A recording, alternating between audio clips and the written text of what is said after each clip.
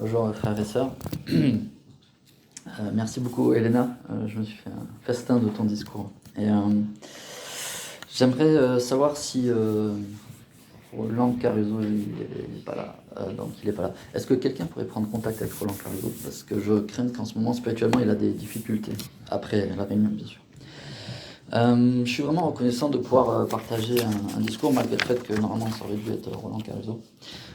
Parce que j'avais justement beaucoup étudié le chapitre d'Alma, chapitre 11, mais avant ça, j'aimerais quand même parler un peu de mon témoignage par rapport à pourquoi dans le monde les gens ne recherchent pas la vérité ou pensent qu'elle n'est pas accessible. Et c'est vrai que c'est dommage parce que...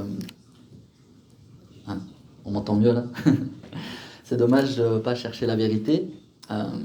Un des prophètes du livre de Mormon était triste que les gens ne recherchent pas la vérité car elle est accessible à tous par le pouvoir du Saint-Esprit, mais aussi par les Saintes Écritures et aussi par rapport à des expériences que l'on fait dans notre vie. Par exemple, on peut très bien mettre en pratique une écriture de la Bible comme, par exemple, ne pas voler et puis en faire l'expérience. Vous verrez que la confiance de vos frères et sœurs augmenteront en vous et que vous acquérez une confiance en vous qui vous permettront de vous dépasser.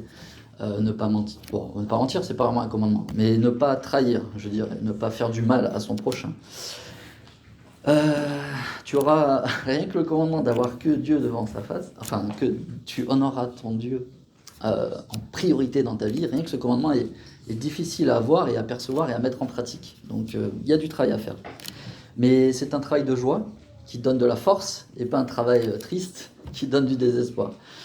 Au contraire, c'est une aventure de toute une vie d'être un disciple de Jésus-Christ et c'est épanouissant et ça donne vraiment à l'esprit de la vie et de l'enthousiasme. Avant d'être dans l'église ou avant de chercher la vérité, j'ai commencé à chercher la vérité à peu près à l'âge de 21 ans, 23 ans. J'étais entre guillemets dans les ténèbres, c'est-à-dire que j'aimais la vie mais je ne connaissais rien, enfin, je ne savais pas qui j'étais, pourquoi on était sur Terre, etc. Mais j'ai eu des expériences qui m'ont dit il y a quelque chose. Donc du coup j'ai cherché. Et en cherchant, j'ai trouvé. Ça m'a pris un peu 14 ans, mais j'ai trouvé.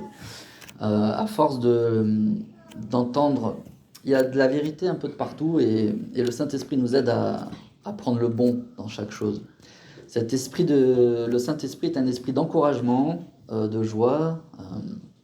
C'est lui qui donne l'espérance. Nous savons que c'est par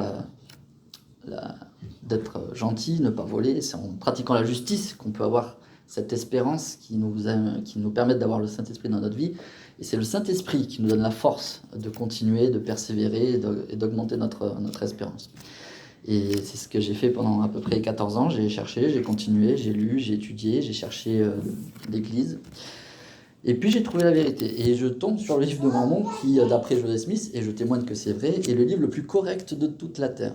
Voilà. Le livre de Mormon est donc le livre le plus correct de toute la Terre. J'en ai fait l'expérience, connaissant qu'il est très important de savoir qui est-ce qu'on écoute pour ne pas être déçu.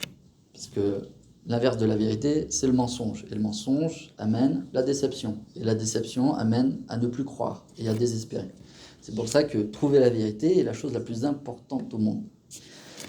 L'Église de Jésus-Christ des 5 derniers jours propose la vérité. Et on peut en avoir confiance. On peut y croire et le mettre en pratique dans sa vie. Et le Saint-Esprit nous témoignera que ces choses sont vraies comme il l'a fait avec moi. Mais c'est pas tout. C'est pas parce qu'on a trouvé la vérité que c'est fini. Grâce à Dieu, la connaissance est infinie et il y a beaucoup de choses à découvrir et à apprendre. Toujours. Ce qui donne de la joie. Maintenant, j'aimerais parler justement de Jésus-Christ. Les gens dans le monde qui ne cherchent pas la vérité se coupent de la source de toute joie et de tout bonheur. Enfin, du vrai bonheur en fait. Bien que cette joie ne peut pas être complète dans cette vie, elle peut l'être dans le monde à venir. Grâce à Jésus-Christ. Donc Jésus-Christ, on va parler de Jésus-Christ. J'ai trouvé dans le chapitre du livre de Mormon, dans Alma chapitre 11, et je te dis, alors donc c'est Amulek qui parle à Zezrom, pour ceux qui connaissent l'histoire. Zezrom étant quelqu'un qui prêche les philosophies du monde, qu'on entend de partout dans le monde actuel en 2024. Et Amulek est un prophète du Dieu vrai et vivant et de son fils Jésus-Christ. Et donc Amulek répond par rapport à la croyance en Jésus-Christ. Et je te dis encore qu'il ne peut sauver son peuple dans ses péchés, car je ne peux nier sa parole. Et il a dit que rien d'impur ne peut hériter le royaume des cieux. Alors comme beaucoup, je ne savais pas ce que c'était le royaume des cieux, mais je me suis dit que ça doit être une place beaucoup plus intéressante et plus joyeuse que sur terre. Comment pouvez-vous donc être sauvés si vous n'héritez pas le royaume des cieux? C'est pourquoi vous ne pouvez être sauvés dans vos péchés. Et alors Zezrom lui répondit, le Fils de Dieu est-il le Père éternel même? Et Amulek lui dit, oui, il est le Père éternel même du ciel et de la terre, et de tout ce qui s'y trouve. Il est le commencement et la fin, le premier et le dernier. Et il viendra au monde pour acheter son peuple, et il prendra sur lui les transgressions de ceux qui croient en son nom, et ce sont ceux-là qui auront la vie éternelle, et le salut ne vient à personne d'autre.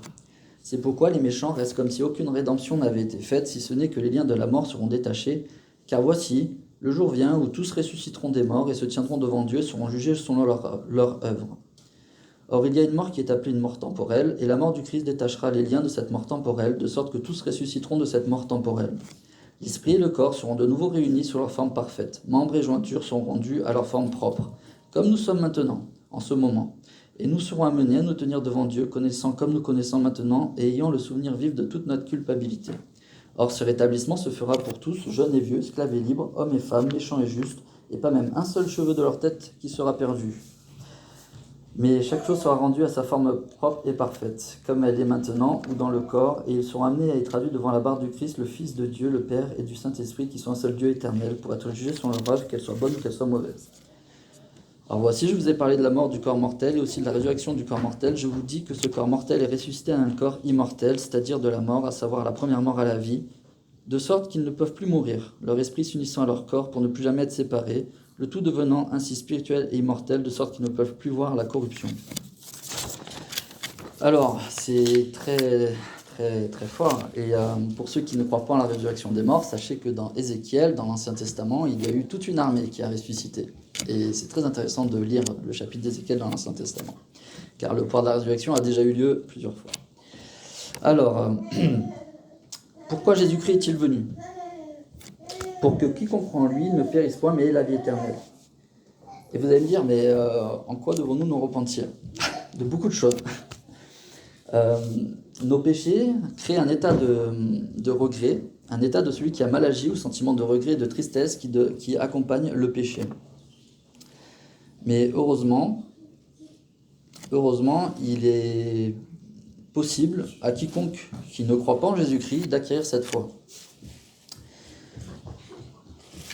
Et alors, Alma, qui est un compagnon d'Amulek, répond à Zezrom en disant qu'il est donné à beaucoup de connaître les mystères de Dieu. Néanmoins, le commandement strict leur est imposé de n'en rien communiquer, si ce n'est selon la partie de sa parole qu'il accorde aux enfants des hommes, selon l'intention et la diligence qu'il lui apporte. C'est intéressant parce que ça revient exactement à ce que Elena a dit. C'est que Dieu nous communique et parle avec nous tous les jours, et que si on n'est pas diligent et qu'on n'a pas d'intention vis-à-vis du Saint-Esprit et de ce qu'on essaye de chercher, on ne pourra pas avoir de réponse, bien que les réponses affluent. Et c'est pourquoi celui qui s'endurcit le cœur, celui-là reçoit la plus petite partie de la parole, et celui qui ne s'endurcit pas le cœur, la plus grande partie de la parole lui est donnée jusqu'à ce qu'il soit donné de connaître les mystères de Dieu, jusqu'à ce qu'il les connaisse pleinement. C'est possible de connaître pleinement les mystères de Dieu, à condition de ne pas s'endurcir le cœur contre la parole de Dieu. Et ceux qui s'endurcissent le cœur, la plus petite partie de la parole leur est donnée jusqu'à ce qu'ils ne connaissent rien de ces mystères. Et ensuite, ils sont faits captifs par le diable et entraînés par sa volonté sur la pente de la destruction. Voilà ce qu'on entend par les chaînes de l'enfer. Donc les chaînes de l'enfer, c'est vraiment l'ignorance de Dieu et de la relation qu'on a avec lui. Parce qu'une fois qu'on n'a pas cette connaissance de qui on est et pourquoi on est sur Terre, eh ben, on est un peu comme un bateau sur les vagues de la mer et on va s'échouer au premier obstacle de la vie. Et Amulek a parlé clairement de la mort et du fait que nous serons ressuscités de cette mortalité, un état d'immortalité, et serons amenés devant la barre de Dieu pour être jugés selon nos œuvres. Alors, si notre cœur s'endurcit, ou si nous nous sommes endurcis le cœur contre la parole, au point qu'elle ne s'est pas trouvée en nous, ou si nous n'avons pas cherché à trouver Dieu et à comprendre la vérité, alors notre état sera affreux, car alors nous serons condamnés. Car nos paroles nous condamneront, et oui, toutes nos œuvres nous condamneront. Nous ne serons pas considérés comme étant sans tâche, et nos pensées nous condamneront aussi. Dans cet état affreux, nous n'oserons pas lever les yeux vers notre Dieu, et nous serions heureux si nous pouvions commander aux rochers et aux montagnes de tomber sur nous pour nous cacher de sa présence. Mais cela ne peut être. Nous devons nous lever, nous tenir devant lui dans sa gloire et dans son pouvoir et dans sa puissance, sa majesté, sa domination, et reconnaître à notre honte éternelle que tous ses jugements sont justes, qu'il est juste dans toutes ses œuvres et qu'il est miséricordieux envers les enfants des hommes, et qu'il a tout pouvoir de sauver tout homme qui croit en son nom et produit du fruit digne du repentir. C'est ça la bonne nouvelle de l'Évangile, c'est qu'on peut être sauvé justement de ce jugement. Et maintenant, voici, je vous dis qu'alors vient une mort, une seconde mort, qui est une mort spirituelle. Alors, c'est le moment où quiconque meurt dans ses péchés, quant à une mort temporelle, mourra aussi d'une mort spirituelle. Oui, mourra quand il a trait à la justice. Maintenant, Jésus-Christ, voilà. Et alors, je vous le dis, si aucune rédemption n'avait été faite, alors nous ne pourrons pas nous tenir dans la présence de Dieu, dans un état de bonheur. Qu'est-ce que le repentir? C'est le changement dans l'esprit et le cœur qui provoque une nouvelle attitude vis-à-vis de Dieu, de soi-même et de la vie en général. Le repentir implique que l'on se détourne du mal et que l'on tourne son cœur et sa volonté vers Dieu, se soumettant aux commandements et aux désirs de Dieu et délaissant le péché. Le vrai repentir découle de l'amour pour Dieu et du désir sincère d'obéir à ses commandements.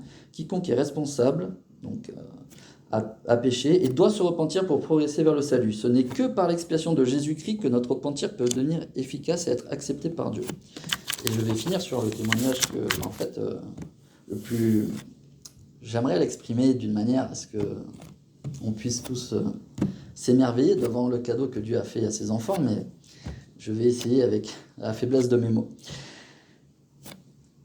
Il nous aime tellement, on est tellement ses enfants, qu'il est venu souffrir pour que nous ne souffrions pas si nous croyons au Fils de Dieu. C'est-à-dire que nous avons la possibilité d'être considérés comme purs et sans tache devant le siège du jugement, le jour du jugement qui aura lieu pour tout le monde. J'invite les personnes du monde et de l'Église à continuer à chercher la vérité, et surtout les personnes du monde à chercher la vérité, car si les personnes qui croient en Jésus-Christ sont sauvées dans le royaume de Dieu, alors c'est une très bonne nouvelle à partager à tout le monde. Et c'est vrai. Et je sais que ce n'est que par un sang divin que nous pouvons devant Dieu être pardonnés des péchés. C'est aucune machine, aucune philosophie des hommes, aucune action de notre part peut nous sauver, si ce n'est bien sûr pratiquer la justice, faire les œuvres dignes du repentir et continuer dans l'obéissance des commandements de Dieu. Je nous invite à continuer à chercher la vérité, car je sais que le Seigneur répond à nos prières, à nos questions, et nous protège chaque jour, même si des fois on ne le voit pas. Et je prie pour que les personnes dans l'Église, en dehors de l'Église, puissent s'adoucir le cœur et accepter cet amour et cette vérité de la réalité de Jésus-Christ, le Fils unique du Père, qui est né du Saint-Esprit, de Marie et du Saint-Esprit. Et c'est mon témoignage que Jésus est le Christ, le Fils de Dieu, et que l'Église de Jésus-Christ des Saints Derniers Jours est son Église, que je laisse au nom de Jésus-Christ. Amen.